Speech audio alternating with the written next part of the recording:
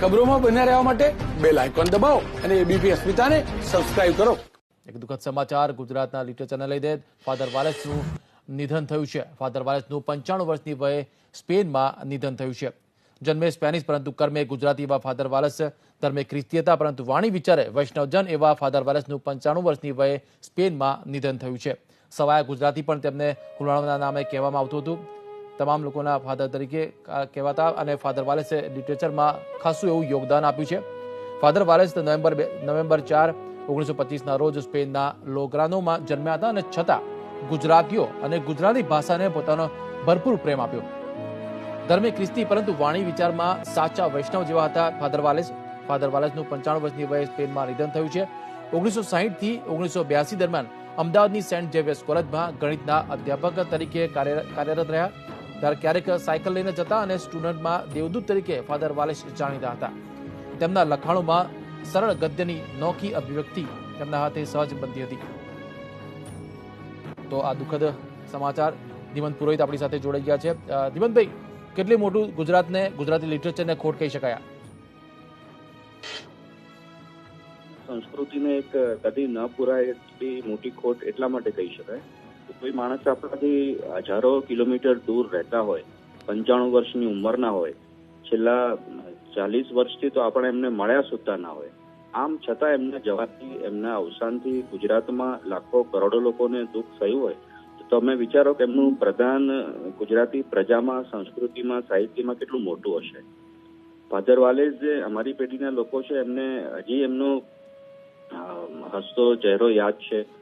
Cycle ઉપર અમદાવાદની પોળોમાં, શેરીઓમાં એ ફરતા હતા એ દ્રશ્યો યાદ છે। અને અમે બધા એમને ગુજરાતીમાં એમની કોલમ નવી નજરે વાંચીને મોટા થયેલા છીએ। એ સેન્ટ ઝેવિયર્સ કોલેજમાં ગણિતના પ્રોફેસર તરીકે 1960માં આવ્યા, ત્યારે ગુજરાતની નવું રાજ્ય બન્યું ત્યારે, અને 1982 સુધી અહીંયા રહ્યા અને રિટાયરમેન્ટ પછી એ પોતાના દેશ સ્પેન પાછા ગયા। આમ છતાં એમની કોલમોની, એમના વ્યક્તિત્વની, એમના શિક્ષણ સાહિત્યનું પ્રદાન ગુજરાતની પેઢીઓમાં એટલું મોટું હતું કે આજે આટલા વર્ષો પછી પણ જ્યારે ફાધર વાલેસ રહ્યા નથી એવા સમાચાર જ્યારે મળે છે અત્યારે, ત્યારે હૈયું એક ધડકન ચૂકી જાય છે।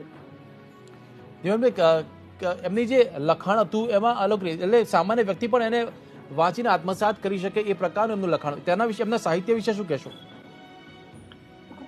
ગુજરાતમાં બે નોન ગુજરાતી વ્યક્તિ એવા આવ્યા કે જેમણે પોતાના લખાણ અને સાહિત્યથી પોતાને સવાયા ગુજરાતી સાબિત કર્યા। એક કાકા કાલેલકર, જે મરાઠી હતા જન્મે અને ગાંધીજીના સંગ્રામમાં તેઓ અમદાવાદ આવ્યા, વિદ્યાપીઠમાં રહ્યા, વિદ્યાપીઠમાં અધ્યાપક હતા અને એમણે જે ગુજરાતી લખ્યું એ આજે પણ એક ઊંચાઈનું માનવામાં આવે છે। એ જ રીતે ફાધર વાલેસ પણ બહારથી ગુજરાતમાં આવ્યા, સ્પેનથી અહીંયા આવ્યા ફાધર તરીકે, સેન્ટ ઝેવિયર્સ કોલેજમાં પ્રોફેસર તરીકે, પણ એમણે જે સાહિત્ય સર્જ્યું, ગુજરાત સમાચારમાં વર્ષો સુધી એમની કોલમ નવી નજરે આવતી હતી, એમણે એક આખી પેઢીને ઘડી।